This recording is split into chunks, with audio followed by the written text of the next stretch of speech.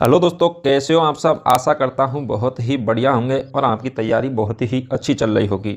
मैं बच्चन पांडे आप सभी का हमारे चैनल जी के स्टडी स्टूडियो में स्वागत करता हूँ। मेरे प्यारे बच्चों, हमने जो एसएससी के प्रीवियस ईयर क्वेश्चनों की जो सीरीज लेकर के आए थे, इसकी हमने एक क्लास आपको अपलोड कर चुके हैं।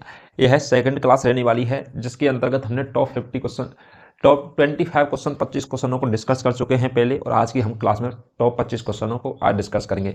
ये क्वेश्चन एसएससी की किसी ना किसी SSC CGL CHSL MTS CPO सभी एग्जामों के अंतर्गत पूछे गए क्वेश्चन हैं। चलिए दोस्तों, आज के हम क्लास स्टार्ट करते हैं। आज का जो हमारा पहला क्वेश्चन हो जाएगा, एक मोटिवेशन लाइन के साथ करते हैं आज का आगाज। तो कह दीजिए 2024 की एग्जाम से कि मिट जाऊं तेरी धमक से, मैं वो साज नहीं, और छोड़ दूं डर के मैदान, मैं वो बाज नहीं। चलिए दोस्तों, आज का हमारा पहला क्वेश्चन देख लेते हैं कि जो पहला क्वेश्चन हो जाएगा, जो खरीफ फसलों के लिए उच्च आर्द्रता या फिर अपन के लिए कितने सेंटीमीटर से अधिक वार्षिक वर्षा के साथ खेती के लिए आवश्यक तापमान है, वो टेम्परेचर कितना 25 डिग्री सेल्सियस से अधिक होता है। तो 25 डिग्री सेल्सियस से अधिक होता है, तो उसके लिए जो उच्च आर्द्रता के लिए कितने सेंटीमीटर की जो वर्षा चाहिए होती है, तो वर्षा चाहिए होती है वो कितने सेंटीमीटर की चाहिए कि हमें, वो हो जाएगा 100। तो 100 सेंटीमीटर वर्षा के अंतर्गत क्या होती है, फसल की जो खरीफ की फसल है उसकी उच्च आर्द्रता और 100 सेंटीमीटर वर्षा, और टेम्परेचर कितना होना चाहिए इसके लिए 25 डिग्री सेल्सियस से अधिक होता है। ठीक है, खरीफ की फसल के लिए। नेक्स्ट जो क्वेश्चन हो जाएगा वो हो जाएगा कि प्रथम राष्ट्रमंडल खेलों का आयोजन है वो निम्नलिखित में से किस वर्ष में किया गया था। तो प्रथम जो राष्ट्रमंडलों के खेलों का जो आयोजन किया गया था, तो वह किस वर्ष में किया गया था सर्वप्रथम, पहली बार। तो पहली बार किया गया था, वो किया गया था 1900 किसमें 30 के अंतर्गत। कब किया गया था, 1930 के अंतर्गत किया गया था। तो ऑप्शन नंबर सी हो जाएगा राइट आंसर 3, 1930 के अंतर्गत किया गया था। नेक्स्ट क्वेश्चन हो जाएगा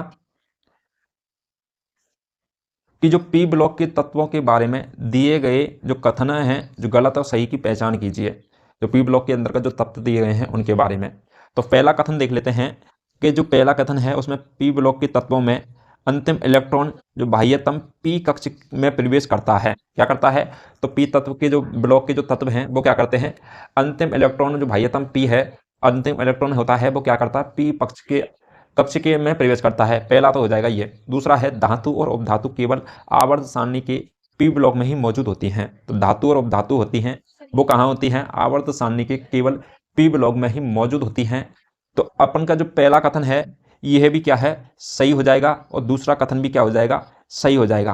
क्या है, दोनों कथन ही राइट हैं, इसलिए हमारे इस क्वेश्चन का जो आंसर होगा वो हो जाएगा कथन ए और बी दोनों ही क्या हैं, सही हैं। तो कथन ए और बी दोनों सही हैं, क्योंकि पी ब्लॉक के तत्वों में अंतिम इलेक्ट्रॉन बाह्यतम पी पक्ष के में ही प्रवेश करता है। इसके अलावा धातु और उपधातुओं में केवल आवर्त सारणी के पी ब्लॉक में ही मौजूद होती हैं। ठीक है, नेक्स्ट जो क्वेश्चन हो जाएगा वो हो जाएगा, तो कालबैखी क्या है। तो कालबैखी है, यह क्या है, तो कालबैखी हो जाएगा, क्या हो जाएगा, यह एक मानसून से पहले की क्या होती है, वर्षा होती है।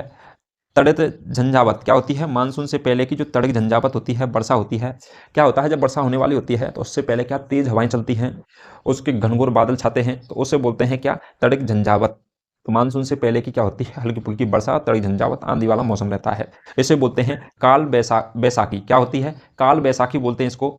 ठीक है, नेक्स्ट जो क्वेश्चन हो जाएगा वो हो जाएगा, काल बैसाखी क्या है। तो काल बैसाखी क्या है, तो काल बैसाखी अपन किस चीज़ को बोलते हैं कि जो अपन की वर्षा का समय होता है, तो वर्षा से जस्ट पहले जो मानसून आते हैं, क्या आते हैं, मानसून आते हैं, और मानसूनों के साथ में क्या है, तेज हवाएं चलती हैं, आंधी तूफान का सा माहौल रहता है, और बदलों की घनघोर वो क्या होती हैं, घटाएं होती हैं, तो उसको बोलते हैं काल बैसाखी। तो मानसून से पहले जो वर्षा होती है, और वर्षा के साथ साथ में क्या है, तड़ित झंझावत क्या होते हैं, मतलब आंधियाँ तूफान आते हैं। तो बरसात, मानसून से पहले की वर्षा और तड़ित झंझावत मतलब जो आंधी तूफान आते हैं उसे बोलते हैं काल बैसाखी। नेक्स्ट क्वेश्चन हो जाएगा,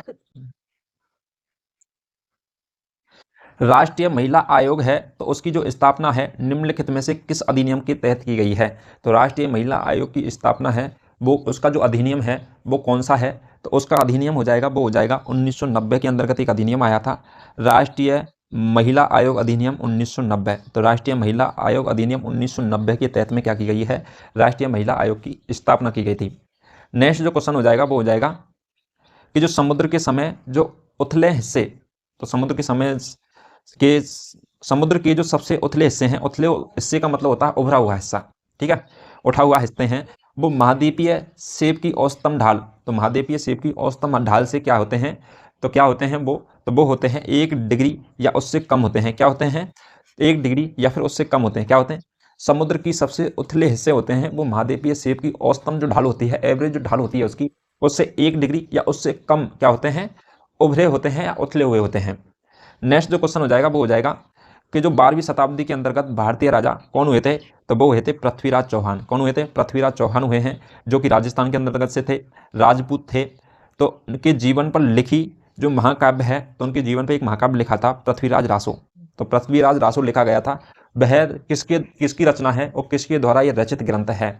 तो पृथ्वीराज जो रासो है ये 12वीं शताब्दी के लगभग का ग्रंथ है, और यह रचना है किसकी? चंद्रवरदाय की। किसकी रचना हो जाएगी यह? तो ये हो जाएगी चंद्रवरदाय की रचना है, पृथ्वीराज रासो। ठीक है। इसके अलावा पृथ्वीराज रासो के द्वारा यह राजस्थान के एग्जामों में पूछा भी जाता है कई बार। चंद्रवरदाई है, बहुत ही इंपॉर्टेंट क्वेश्चन है, एग्जामों की दृष्टि से बार बार ये क्वेश्चन पूछा जाता है। इसके अलावा नेक्स्ट क्वेश्चन देख लेते हैं। तो नेक्स्ट क्वेश्चन हो जाएगा कि जो आरुषि मृदल को क्या है, आरुषि मृदल है उसको खालिस्तान नृत्यों के लिए गुरु कौन से हैं? केलुचरण महापात्रा युवा प्रतिभा सम्मान 2021 से क्या किया है? सम्मानित किया गया है। मेरे प्यारे बच्चों, जैसे कि 2021 के अंतर्गत यह सम्मानों से क्वेश्चन उठा है, तो आपको 2024 के अंतर्गत जो उसी हाल ही में जो सम्मान मिलेंगे 23 के 24 के, उनको आपको एग्जाम की दृष्टि से इंपॉर्टेंट है, क्योंकि यहाँ से क्वेश्चन पूछे ही पूछे जाते हैं। पेपर का पैटर्न सेम ही रहता है, टॉपिक भी सेम रहते हैं, बस क्वेश्चनों में चेंज हो जाता है टाइम के अकॉर्डिंग करंट अफेयर के अंतर्गत। ठीक है। तो इसका जो 2021 के अंतर्गत जो केलुचरण महापात्रा युवा प्रतिभा सम्मान है वो आर.सी. मृदल को किस नृत्य के लिए मिला है? तो वो मिला है किस नृत्य के लिए? तो वो हो जाएगा ओडिशा नृत्य के लिए। तो किस नृत्य के लिए मिला है? ओडिशा नृत्य के लिए मिला है। ठीक है। नेक्स्ट जो क्वेश्चन हो जाएगा वो हो जाएगा कि जो सौरमंडल के निर्माण फॉर्मेटिंग और उसका जो निरूपण है किसका? सौरमंडल का, जो की व्याख्या करने के लिए जो सर्वाधिक व्यापक रूप से स्वर्गीकृत सूत्रीकृत जो मॉडल है वो कौन सा है? तो सौरमंडल होता है जिसके अंदर ग्रह नक्षत्र होते हैं, पृथ्वी सूर्य, इसको क्या बोलते हैं? सौरमंडल बोलते हैं। जितने भी ग्रह हैं, उपग्रह हैं, सूर्य हैं, ये वायुमंडल के अंदर भी जो जितने भी चक्कर लगा रहे हैं ग्रह, इसको बोलते हैं सौरमंडल।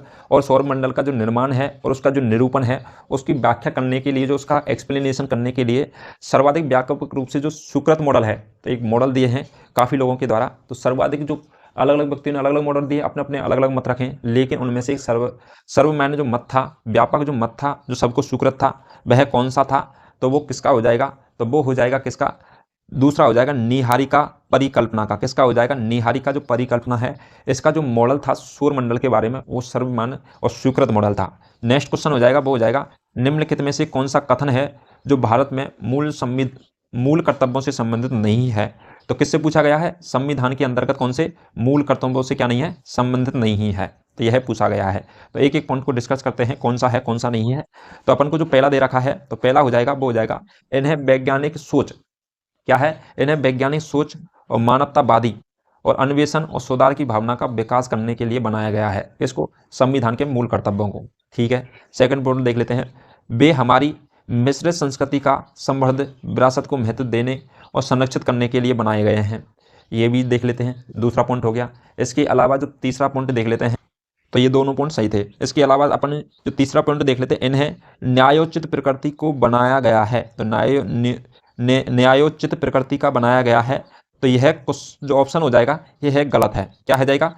यह ऑप्शन गलत है, क्योंकि संविधान की उसको न्यायोचित प्रकृति का नहीं बनाया गया है, उसको बनाया गया है लोगों को अधिकार देने के लिए, कि स्वतंत्रता का अधिकार है। ये क्या है? मूल कर्तव्य है। अपन को ले क्या है? हम कहीं पे भी घूम सकते हैं, ये कि अपन की क्या स्वतंत्रता है? बोलने या अभिव्यक्ति की स्वतंत्रता है, संगठन बनाने की जो स्वतंत्रता है, ये जो मूल अधिकार हैं ये दिए गए हैं भाग 3 के अंतर्गत, दिए गए हैं संविधान के अंतर्गत। तो न्यायोचित प्रकृति का बनाया गया, यह क्या है? इसका सही ऑप्शन नहीं होगा। ठीक है। चौथा ऑप्शन भी देख लेते हैं कि इन्हें उन महान आदर्शों को खोजने सजोने, किसको? महान आदर्शों को सजोने और उनका पालन करने के लिए बनाया गया है, जिन्हें स्वतंत्रता के लिए हमारे राष्ट्रीय संघर्षों का प्रतीक किया गया है। तो ये भी सही हो जाएगा। तो आपका जो गलत ऑप्शन हो जाएगा वो हो जाएगा कौन सा? तीसरे नंबर का है। ये क्वेश्चन का राइट आंसर हो जाएगा। हमसे पूछा गया है कि मूल कर्तव्यों के संबंध में सही नहीं है, तो वो हो जाएगा न्यायोचित प्रकृति का बनाया गया है। कौन? मूल कर्तव्यों को। इसके अलावा 3 ऑप्शन आपके राइट आंसर होंगे।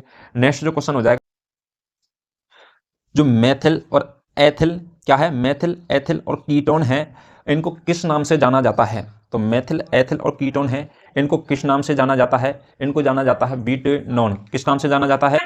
इन्हें जाना जाता है ब्यूटेनॉन के नाम से जाना जाता है। और ब्यूटेनॉन कौन सा है? सेकंड नंबर का ब्यूटेनॉन है। ठीक है, सेकंड नंबर का क्या हो जाएगा? ब्यूटेनॉन हो जाएगा। तो ऑप्शन नंबर 2 हो जाएगा इसका राइट आंसर।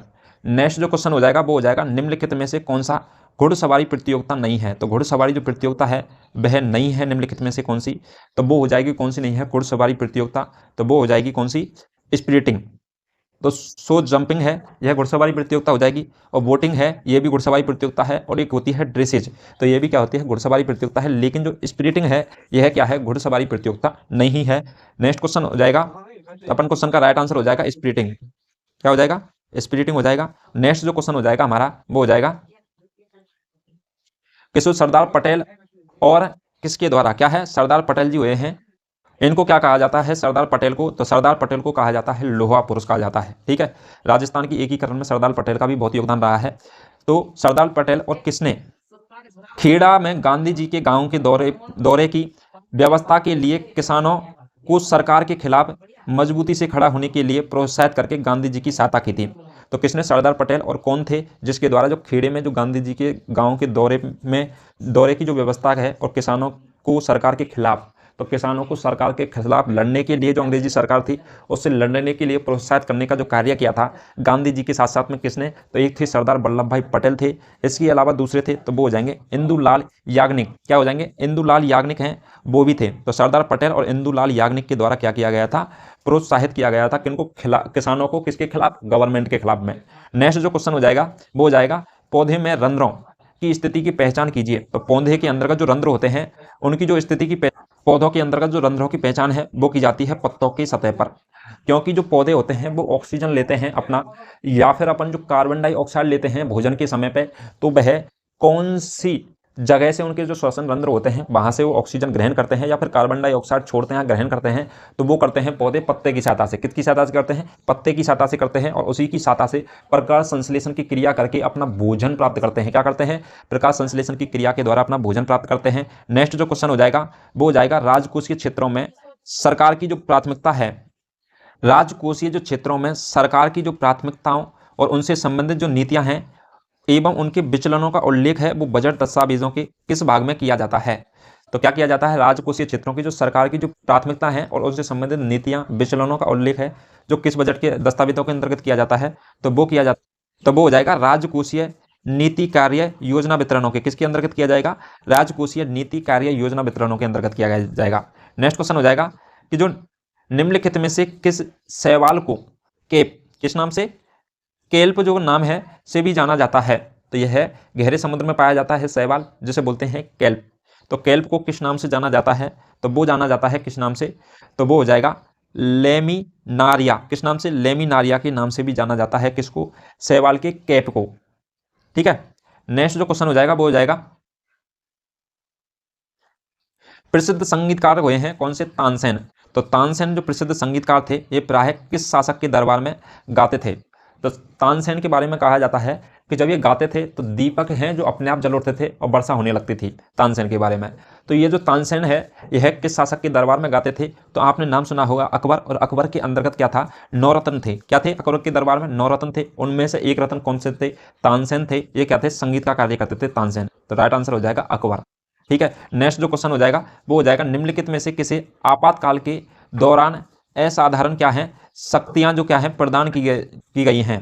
तो आपातकाल के दौरान जो शक्तियां जो प्रदान की गई हैं असाधारण शक्तियां, तो वो किसको प्रदान की गई हैं? तो वो की गई हैं किसे? राष्ट्रपति को प्रदान की गई हैं। राष्ट्रपति है आपातकाल की स्थिति में इसके अंतर्गत जो तीनों सेना है उनका नेतृत्व कर सकता है और डिसीजन ले सकता है आपातकाल की स्थिति के दौरान राष्ट्रपति के द्वारा।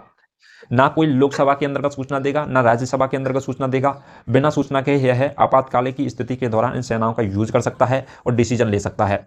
नेक्स्ट जो क्वेश्चन हो जाएगा वो हो जाएगा बैक्टीरिया के संबंध में, तो पीपीएलओ का पूर्ण रूप क्या हो जाएगा? तो जो बैक्टीरिया से संबंधित क्या है पीपीएलओ है, तो उसका जो पूर्ण नाम है फुल फॉर्म हो जाएगी, तो वो क्या हो जाएगी? तो इसकी जो फुल फॉर्म हो जाएगी वो हो जाएगी, पहला ले दे रखा हमें प्लेट ऑन लाइफ ऑर्गेनिज्म, तो ये नहीं होगी इसकी। और दूसरा दे रखा अपन को कौन सा? प्लूरो प्लेट लाइफ ऑर्गेनिज्म, ये भी नहीं है। इसके अलावा हो जाएगा निमोनिया प्लेट लाइफ ऑर्गेनिज्म, और तो ये तीसरा ऑप्शन भी गलत हो जाएगा। तो इसका जो राइट आंसर होगा वो होगा प्लेरो निमोनिया लाइफ ऑर्गेनिज्म। क्या हो जाएगा? प्लेरो निमोनिया लाइफ ऑर्गेनिज्म इसका राइट आंसर हो जाएगा, option number 4, pleuropneumonia like organism. Next question हो जाएगा, वो हो जाएगा जो 17वीं लोकसभा में पंजाब से कितनी सांसद चुने गए हैं। तो 17वीं जो लोकसभा का जो गठन हुआ है उसके अंतर्गत जो सांसद हैं वो पंजाब के अंतर्गत से, किस राज्य के अंतर्गत से? पंजाब के अंतर्गत से कितने सांसद चुने गए हैं? मेंबर ऑफ पार्लियामेंट चुने गए हैं, तो वो चुने गए हैं कितने? तो वो हो जाएंगे 13। कितने वो चुने जाएंगे? 13 चुने जाएंगे। किसके अंदर से? पंजाब से अंदर से। नेक्स्ट जो क्वेश्चन हो जाएगा वो हो जाएगा निम्नलिखित में से किस भारतीय लेखक ने, क्या है, किस भारतीय लेखक ने कौन सी माई स्टोरी है का नामक आत्मकथा लिखी है। तो माई स्टोरी नामक जो आत्मकथा है वह किस भारतीय लेखक के द्वारा लिखी गई है? तो यह लिखी गई है किसके द्वारा? कमला दास के द्वारा। किसके द्वारा? कमला दास के द्वारा लिखी गई है माई स्टोरी।